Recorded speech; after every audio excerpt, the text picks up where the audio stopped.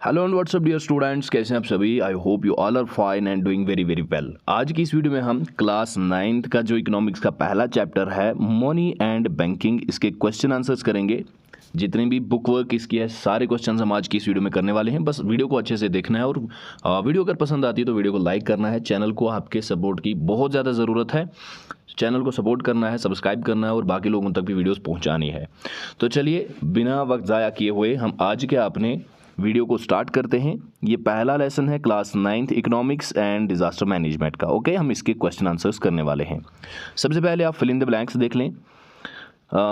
RBI issues currency on behalf of the central notes government. ठीक है, कौन issue करता है करेंसी सेंट्रल नोट्स गवर्नमेंट के बिहाफ पे? RBI, reserve Bank of India, आप इसको लिख सकते हो। तो इस तरह से ये पहली फिल इन द ब्लैंक जो थी कंप्लीट हो गई। दूसरी पे चलते हैं। Banks charge a higher rate of interest on loans than what they offer on deposits. क्या आ जाएगा इसमें कि बैंक्स जो हैं higher rate of interest loans पे चार्ज करते हैं। रेट ऑफ इंटरेस्ट तो ये देते भी हैं लेकिन उनसे ज़्यादा चार्ज करते हैं लोन्स पे। किन से ज़्यादा? डिपॉजिट से ज़्यादा। यानी कि आप पैसे अगर जमा करते हो बैंक में लेके, आपको रेट ऑफ इंटरेस्ट तो मिलेगा लेकिन उतना ज़्यादा नहीं मिलेगा जितना ज़्यादा ये लोन पे लेते हैं। ओके, चलिए तीसरे पे चलते हैं। Collateral is an asset that the borrower owns and uses as a guarantee until the loan is repaid to the lender. Collateral ये एक ऐसा एसेट होता है जो बोरोवर यानी पैसे देने वाला अपने पास रखता है, बंद रखता है कोई चीज़ जिसको ये लोन देता है गारंटी के तौर पे कि भाई अगर ये लेंडर रिपे ना कर पाया तो मैं ये चीज़ इसकी अपने पास रख लूँगा, ये मेरी हो जाएगी। उस चीज़ को कोलेटरल कहते हैं। चीज़ों को साथ में समझने की भी कोशिश करनी है। ओके गाइज, चलिए। A saving account is the simplest form of bank account which can be opened by any individual for encouraging savings. कोई भी बैंक अकाउंट जो आप सेविंग्स को एनकरेज करने के लिए खोलते हो, ठीक है, अपनी रकम को बचाने के लिए खोलते हो, उसको हम कहते हैं saving account. The most common form of payments being made instead of cash is a bank instrument called a check. और जो ज़्यादातर आजकल पेमेंट्स की जाती हैं उसको हम कहते हैं चेक। ठीक है, तो इस वाली फिल इन द ब्लैंक में चेक आ जाएगा। This is also called a remotely created cheque. इसको किसको रिमोटली क्रिएटेड चेक भी कहा जाता है? तो इस डिमांड ड्राफ्ट को। इस फिल इन द ब्लैंक में आ जाएगा, इस ब्लैंक में आ जाएगा डिमांड ड्राफ्ट। तो इस तरह से fill in the blanks complete हो चुकी हैं। वन वर्ड आंसर्स पे चलते हैं। One word answer, the central bank of India. आपको बताना है कि सेंट्रल बैंक कौन सा है इंडिया का, बस एक वर्ड में आंसर बताना है। ठीक है, आरबीआई भी लिख सकते हो या खोल के आप रिजर्व बैंक ऑफ इंडिया भी लिख सकते हो। दूसरा आपका one nationalised bank of India, एक नेशनलाइज्ड बैंक जो होगा इंडिया का, SBI, state bank of India, इसका करेक्ट आंसर है। One privately owned bank in India, एक प्राइवेटली ओन्ड जो बैंक है इंडिया का, एक का नाम लिखना है, एचडीएफसी आप लिख सकते हैं। One post office saving scheme, एक पोस्ट ऑफिस सेविंग स्कीम का नाम लिखना है, सीनियर सिटीजनशिप सेविंग स्कीम आप इसमें लिख सकते हैं। Last one is one rural cooperative bank in rural areas giving loans to farmers. एक रूरल कोऑपरेटिव बैंक जो रूरल एरियाज में किसानों को लोन देती है, उसका नाम है नबार्ड, NABARD। ये थे one word answers. Let's move ahead, आगे बढ़ते हैं very short answer type questions पे। Very short answer type questions. पहला क्वेश्चन है, what is the double coincidence of funds, explain with an example of your own. Double coincidence of funds किसे कहा जाता है और आप अपनी एक एग्जांपल देके, मिसाल देके भी इसको बयान कर सकते हैं, एक्सप्लेन कर सकते हैं। सबसे पहले हम देखते हैं कि डबल कोइंसिडेंस ऑफ फंड्स कहा किसे जाता है। Double coincidence in nutshell means what a person desires to sell is exactly what that others wish to buy. Double coincidence का मतलब यही होता है कि भाई एक शख्स जो एग्जैक्टली बेचना जो चाहता है, जिस शख्स को बेचना चाहता है वो भी उसी चीज़ को लेना चाहिए। तो इस प्रॉब्लम को डबल कोइंसिडेंस ऑफ प्रॉब्लम भी कहा जाता है, डबल कोइंसिडेंस ऑफ फंड्स भी कहा जाता है। ठीक है, जैसे एग्जांपल के तौर पे क्या लिखा हुआ यहाँ पे मैंने, Gaffar sahab wants to buy rice and sell a cow. Gaffar sahab को चावल खरीदने और गाय बेचनी है। ही exchange with Sattar sahab who wants to sell rice to buy a cow. तो ये क्या करेगा, ये एक्सचेंज करेगा सतार साहब के साथ जिसको चावल बेचने हैं और गाय खरीदनी है। मतलब गफ़ार साहब चावल लेंगे और सतार साहब बेचेंगे, और गफ़ार साहब गाय बेचेंगे और सतार साहब लेंगे। तो इस तरह की प्रॉब्लम को डबल कोइंसिडेंस ऑफ फंड्स की प्रॉब्लम कहा जाता है। Alright, Okay, let's move ahead. Next question is, can you think of some examples of goods, services being exchanged or wages being paid through barter? क्या आप कुछ examples बता सकते हैं जिसमें चीज़ें या सर्विसें एक्सचेंज की जाए और वेज के बदले बाटर सिस्टम में मतलब वो चीज़ें हो, मतलब वेज तो मिलती नहीं है, वेज के बदले कोई दूसरी चीज़ दी जाए, कोई ऐसी एग्जाम्पल? देखिए मैंने यहाँ पे 2-3 एग्जाम्पल्स लिख रखी हैं, जैसे potters exchange their pots to villagers against maize. आप अपने पेरेंट से पूछना कि बहुत पहले की बात, जब वो बार्बर्स आते थे यहाँ या पॉटर्स आते थे मिट्टी के बर्तन बनाने वाले, वो बर्तन तो देते थे विलेजर्स को, गांव के लोगों को, लेकिन पैसे इनके पास नहीं हुआ करते थे लोगों के पास, तो वो क्या देते थे बदले में? वापस मेज़ देते थे, मक्की देते थे। ठीक है, इसी तरह से barbers offer services of shaving and cutting throughout the year and collect grains like maize, rice etcetera from villagers at a time of harvesting. हजाम आते थे, नाई आते थे, बाल काटने वाले, शेव करने, थ्रेडिंग वगैरह करने के लिए, वो पूरा साल आके सर्विस देते थे लोगों को और वो पैसे नहीं लेते थे क्योंकि लोगों के पास थे ही नहीं पैसे। ठीक है, तो वो क्या करते थे फिर हार्वेस्टिंग के टाइम में जब फसलें काटी जाती थी, वो आके ग्रेन्स को कलेक्ट करते थे। ठीक है, वो फसलें जमा करते थे, मेज़, राइस जो भी निकलता था वो सारी चीज़ें लेते थे। ठीक है, सर्विसेज देते थे और गुड्स लेते थे, या गुड्स देते थे, गुड्स लेते थे, इसी चीज़ को बार्टर सिस्टम कहा जाता है। Alright, let's move ahead. Why is money called a medium of exchange? Money को मीडियम ऑफ एक्सचेंज क्यों कहा गया है? इसका आंसर सिंपल सा है, money is called a medium of exchange as it is widely accepted in payment for goods. इसको इसलिए मीडियम ऑफ एक्सचेंज कहा गया है क्योंकि ये वाइडली एक्सेप्टेड है, हर कोई इसे एक्सेप्ट करता है, चीज़ें बेचने के लिए या चीज़ें खरीदने के लिए देता है या लेता है। ठीक है, तो ये एक्सेप्टेड है, इसलिए मीडियम ऑफ एक्सचेंज मनी है। What are the different forms of modern currency? Modern currency के different forms क्या हैं? There are two forms of modern currency. Modern currency के 2 forms हैं आज हमारे पास, एक paper notes and number second is coins. ठीक है, ये 2 हमारे पास modern forms of currency हैं। Okay. 5th question, who is authorized to issue currency in India? India में कौन करेंसी इशू करता है? ऊपर हमने 2 बार ये क्वेश्चन किया, RBI, Reserve Bank of India, Reserve Bank of India ही हमें इशू करती है currency. 6th question, why can no one refuse to accept payment in rupees? आप बताओ कि कोई पेमेंट रुपीज़ में क्यों रिफ्यूज़ नहीं कर सकता? ठीक है, यानी अगर कोई किसी को पैसे दे और वो इनकार करे पैसे लेने से, फॉर एग्जांपल आप शॉपकीपर के पास गए, आपको कोई चीज़ खरीदनी है, आप पैसे दे रहे हो और वो नहीं ले रहा है। ठीक है, आजकल ऐसा हो रहा है, वो चिल्लर जो रुपए सिक्के आ जाते हैं वो अक्सर शॉपकीपर्स नहीं लेते, तो वो लीगली उनको लेने हैं। ठीक है, आप उनके अगेंस्ट कंप्लेंट्स कर सकते हैं। तो आप बताइए कि कोई इनकार क्यों नहीं कर सकता इनको लेने से? देखिए इसका answer, rupee is the national currency of India. Rupee जो है ये नेशनल करेंसी है इंडिया की। It is universally accepted medium of exchange in India, और ये हर जगह पे, इंडिया में हर जगह पे ये एक्सचेंज के लिए एक्सेप्ट है, मीडियम ऑफ एक्सचेंज ये एक्सेप्ट किया गया है। And no person in India can legally refuse payments in rupees, और कोई भी शख्स लीगली यानी कि कानूनन कोई इसको रिफ्यूज़ नहीं कर सकता, इनकार नहीं कर सकता। पैसे लेके गए कहीं पर कोई चीज़ खरीदने के लिए, आपको वो इनकार नहीं कर सकता कि भाई मुझे पैसे नहीं चाहिए। ठीक है, आप उसके अगेंस्ट कंप्लेंट कर सकते हैं। ये था आपका क्वेश्चन नंबर 6। चलिए आगे बढ़ते हैं, मैं इसको एडजस्ट कर लेता हूँ पहले। Okay, 7th question is, why are the deposits in the bank account called deposits? जो डिपॉजिट्स हम बैंक अकाउंट में रखते हैं, पैसा जमा रखते हैं, उसको बैंक डिपॉजिट क्यों कहा जाता है? Since the deposits with the bank can be withdrawn any time on demand, these deposits are known as demand deposits. जो हम डिपॉजिट्स रखते हैं ना बैंक के अंदर, उनको हम कभी भी विड्रा कर सकते हैं, कभी भी निकाल सकते हैं, जब भी हम चाहे डिमांड पे हम उनको निकाल सकते हैं, इसलिए इनको डिमांड डिपॉजिट्स कहा जाता है। 8th question, how do banks mediate between those who have surplus money and those who need money? तो बैंक किस तरह का काम करती है एक उस शख्स के बीच में जिसके पास बहुत ज़्यादा पैसा है, सरप्लस मनी है, और वो जमा रखना चाहता है, सेफ रखना चाहता है अपना पैसा, और दूसरा शख्स ऐसा जिसको पैसे की ज़रूरत है। इन दोनों शख्सों के बीच में बैंक कैसे काम करती है?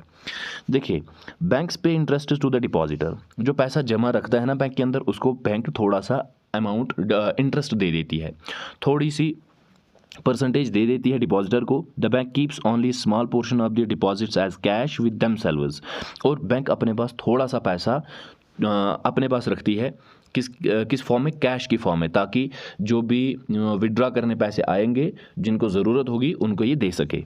The balance of deposit is out on loan to those who are in need of money. और जो बाकी बचता पैसा है ये बैंक उन लोगों को दे देती है जिनको पैसे की ज़रूरत होती है। वो लोन के तौर पे लेके जाते हैं बैंक से पैसा और फिर उस पर इंटरेस्ट लगता है और बैंक इस तरह से इंटरेस्ट कमाती है और आधा इंटरेस्ट डिपॉजिटर को दे देती है और आधे इंटरेस्ट से बैंक का सिस्टम चलता है। Alright, okay, let's move towards the question number 9। Define a cheque. Cheque को डिफाइन करना है। A check is a paper instructing the bank to pay a specific amount from the person whose name check has been issued. Cheque असल में एक paper होता है और ये इंस्ट्रक्ट करता है बैंक को कि भाई जिसके नाम पे ये चेक बनी है, इस पेपर पे जिसका नाम है, इस इंसान को आप इतने पैसे, इतनी अमाउंट दे सकते हो, जितनी अमाउंट उस चेक पे लिखी होती है। ठीक। Define a loan. लोन को डिफाइन करो। लोन किसे कहा जाता है? Okay, loan refers to an agreement in which the lender supplies the borrower with money, goods or services of future payment with interest. Loan एक एग्रीमेंट है जिसमें lender जो है, लेंडर का मतलब जो पैसे देने वाला है, supplies the borrower with money, और ये बोरोवर को, बोरो करने वाला होता है जो पैसे लेने वाला हो, ये पैसे देता है उसको पैसे सप्लाई करता है, या गुड्स या सर्विस, मतलब फ्यूचर में ये एक्सपेक्ट करता है ऐसे कि मुझे वापस पैसे मिलेंगे, इससे थोड़ा सा एक्स्ट्रा मिलेंगे या सर्विसेज मिलेंगी, वट जो भी एग्रीमेंट किया होगा, तो इसे लोन कहा जाता है। 11th question, why do lenders ask for collateral while lending. जो लेंडर्स हैं यानी कि जो लोन देने वाले होते हैं वो कोलेटरल से के लिए क्यों बोलते हैं? कोलेटरल के लिए क्यों पहले हमें बोलते हैं कि वही आप कोई दस्तावेज, कोई डॉक्यूमेंट लाइए, ज़मीन की प्रॉपर्टी या फिर मकान के कागजात लाइए, वो बंद रखिए तब तक जब तक आप लोन को रिपे नहीं करोगे। Answer, lenders ask for collateral while lending as a security for the loans they give to the borrower. They keep it as an asset until the loan is repaid. Lender क्या काम करता है? ये collateral मांगता है जब भी पैसा देता है किसी को, ये एक सिक्योरिटी रहती है। ठीक है, लोन्स के बदले ये एक सिक्योरिटी रहती है कि भाई अगर बोरोवर फेल होता है लोन को रिपे करने के लिए, वो इस एसेट को अपने पास रख सकते हैं। तो ये थे आपके शॉर्ट आंसर टाइप क्वेश्चंस। अब आपके लॉन्ग आंसर टाइप क्वेश्चंस हैं। चलिए चलते हैं लॉन्ग आंसर टाइप क्वेश्चंस की तरफ। पहला question, what are the various forms of modern money. Modern money की डिफरेंट फॉर्म्स क्या क्या हैं? Answer, the various forms of modern money are as follows. नीचे मॉडर्न मनी की फॉर्म्स हैं, उनको थोड़ा मैंने एक्सप्लेन भी किया हुआ है क्योंकि ये लॉन्ग आंसर टाइप क्वेश्चंस है, तो एज यू नो कि आप अगर लिखोगे एग्जाम में 4-5 मार्क्स का अगर आ सकता है तो उतने मार्क्स भी आपको मिलने भी चाहिए। करेंसी, सबसे पहले currency. Every country has its own currency in the form of paper notes and coins. हर किसी कंट्री की अपनी करेंसी है, चाहे पेपर नोट्स की फॉर्म में हो या फिर क्वाइन्स की फॉर्म में हो। The central government bank issues currency on the behalf of the government. और गवर्नमेंट के बिहाफ पे सेंट्रल गवर्नमेंट बैंक जो होती है वो करेंसी को इशू करती है, जैसे इंडिया में RBI है, reserve Bank of India. Alright. दूसरा चेक, ये भी एक तरह की मनी है ना। Check is a paper instructing the bank to pay a specific amount from the person's account to the person whose name check has been issued. ये हम ऑलरेडी ऊपर डिस्कस कर चुके हैं कि चेक एक पेपर होता है जो इंस्ट्रक्ट करता है बैंक को कि भाई इतने पैसे आप इतने इस शख्स को दे सकते हो। तीसरा है demand draft. The demand draft is a prepaid negotiable instrument wherein the dry bank undertakes to make payment in full when the instrument is presented by the payee for payment. Demand draft भी एक तरह की मतलब check के type है मान लीजिए, और ये क्या होता है कि जो ड्राई बैंक है, जो पैसे देने वाली बैंक होती है, ये फुल पेमेंट करती है जब ये एक इंस्ट्रूमेंट यानी ये पेपर लेती है। जब इसको कौन देता है? पेई मतलब जो पैसा लेने वाला होता है, बैंक से पैसा लेने वाला होता है, तो उस तरह की उस इंस्ट्रूमेंट को डिमांड ड्राफ्ट कहा जाता है। नंबर 4 इज प्लास्टिक मनी, जिसको आप डेबिट कार्ड वगैरह भी कह सकते हो।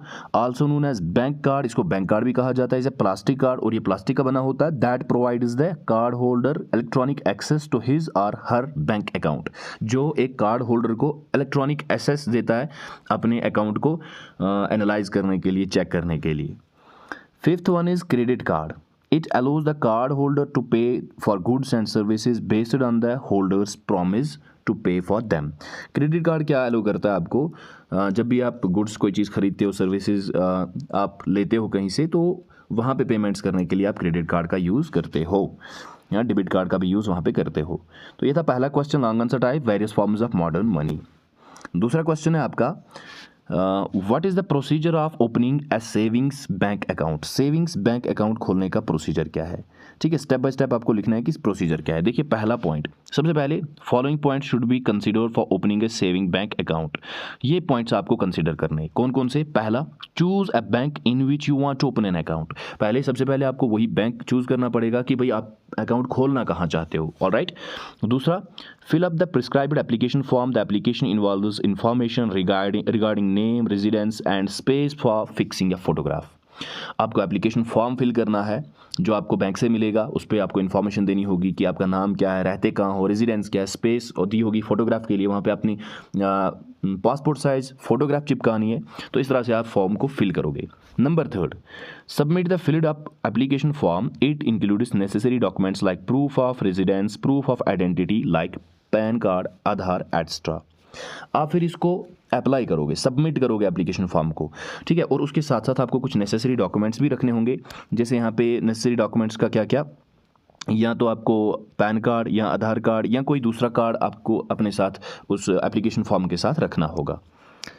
Number fourth, receive necessary documents from the bank after completion and successful submission of the form. The bank issues an account number. The bank also provides a passbook. The passbook serves an important documentary between bank and account holder. The bank may also issue ATM cards. उसके बाद आपको bank से कुछ important documents लेने होंगे। ठीक है, जैसे आपको पासबुक मिलता है, एक छोटी सी बुक मिलती है, पासबुक मिलती है, और ये पासबुक जो है इंपॉर्टेंट डॉक्यूमेंट्री का काम करती है, लिंक करती है आपको। यहाँ पे लाइक नहीं है, यहाँ पे लिंक है। ठीक है, इसको करेक्ट कर लेना, LINK लिंक है ये, between bank and account holder. ये आपको बैंक के साथ लिंक करेगी और तभी आपको पैसा मिलेगा जब आपके पास पासबुक होगा। पासबुक के बगैर बैंक पे जाओगे तो पैसा नहीं मिलेगा। और बैंक आपको ATM कार्ड भी इशू कर सकती है जो फिर आप ATM मशीन में डाल के पैसे निकाल सकते हो। तो ये है प्रोसीजर आपका सेविंग बैंक अकाउंट खोलने का। ओके, चलिए जी, तीसरा question, how can you withdraw money from A savings bank account. Savings bank account से पैसे आप कैसे निकाल सकते हो।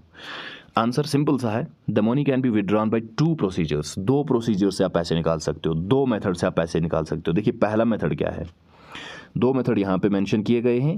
पहला मेथड है बाय विजिटिंग द ब्रांच। आप ब्रांच पे जाओगे। आप कहाँ जाओगे, ब्रांच पे जाइए, मतलब जहाँ पे आपने अकाउंट खोल रखा हुआ है वहाँ पे जाओगे। और by filling withdraw form, withdraw form fill करोगे। The person has to present himself personally and fill up the withdraw form. और उस शख्स को वहाँ पे पर्सनली अपीयर होना है जिसको पैसे निकालना है, और उसके बाद विदड्रॉ फॉर्म फिल करना है। फिल करने के बाद बाकी कैशियर के पास जाना है, वो पैसे दे देगा। Number second, by cheque. दूसरा तरीका है कि चेक से भी आप पैसे निकाल सकते हो। The cheques can be signed and issued by the account holder on the concerned bank. और चेक्स को साइन किया होना चाहिए। ठीक है, और इशू बैंक ने की होनी चाहिए और अकाउंट होल्डर का साइन होना चाहिए, उसमें अमाउंट लिखी होनी चाहिए, और इस तरह से भी आप पैसे निकाल सकते हो। दूसरा, बाय यूजिंग ATM, जिसको आप ऑटोमेटेड टेलर मशीन भी कहते हो, इससे भी आप पैसे निकाल सकते हो। It's a machine control procedure. और ये कौन सा प्रोसीजर होता है, कंट्रोल, मशीन कंट्रोल्ड। पैसे गिनती भी मशीन ही है और पैसे देती भी मशीन ही है। A person on opening an account is provided with a card which can be used to withdraw cash by inserting it in an ATM। और जब एक शख्स अकाउंट खोलता है तो उसको अकाउंट के साथ साथ एक कार्ड मिलता है जिसको आप ATM कार्ड कहते हो, जो किस काम आता है, पैसा निकालने के काम आता है। तो ये थे तरीके आपको पैसे निकालने के कि किस तरह से पैसे आप बैंक से निकाल सकते हो। Fourth question is what are the various forms of plastic money. अब आपको बताना है मुख्तलिफ किस्म कौन से हैं प्लास्टिक मनी के। देखिए इसका आंसर सिंपल सा, there are different types of plastic money, credit cards, debit cards, prepaid cash cards and store cards. इस तरह के ये different forms of plastic money है। तो 2 को आप एक्सप्लेन कर सकते हो। Debit card also known as bank card, इसको बैंक कार्ड भी कहा जाता है, that provides the card holder electronic access to his or her account. ये हम ऊपर भी डिस्कस कर चुके हैं। Mostly the debit card is used for ATM। Mostly debit card ATM में इस्तेमाल किया जाता है। और दूसरा credit card allows the card holder to pay for goods and services based on the holder's promise to pay for them.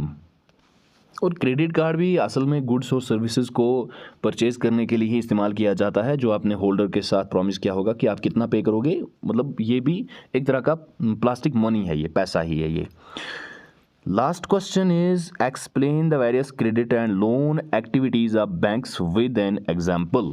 ये आपके chapter का लास्ट क्वेश्चन है कि आपको एक्सप्लेन करने हैं डिफरेंट क्रेडिट और लोन एक्टिविटीज बैंक के एग्जाम्पल के साथ। आसान सा क्वेश्चन और पॉइंट्स में मैंने ब्रेक किया हुआ है, इसको आसान अल्फाजों में लिखा हुआ है, आप आसानी हो जाएगी आपको याद करने में, पढ़ने में, लिखने में। चलिए, banks offer various credit and loan activities such as.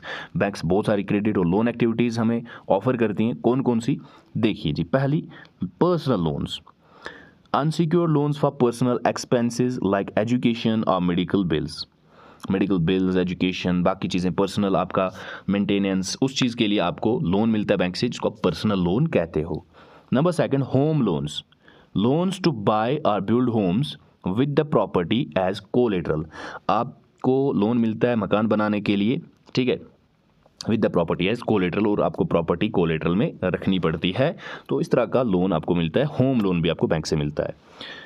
Okay, तीसरा, vehicle loan, loans for purchasing vehicle secured by vehicle itself, और आपको गाड़ी खरीदने के लिए भी लोन मिलता है और फिर जो गाड़ी खुद कमा के फिर खुद कर्जा उतारती है।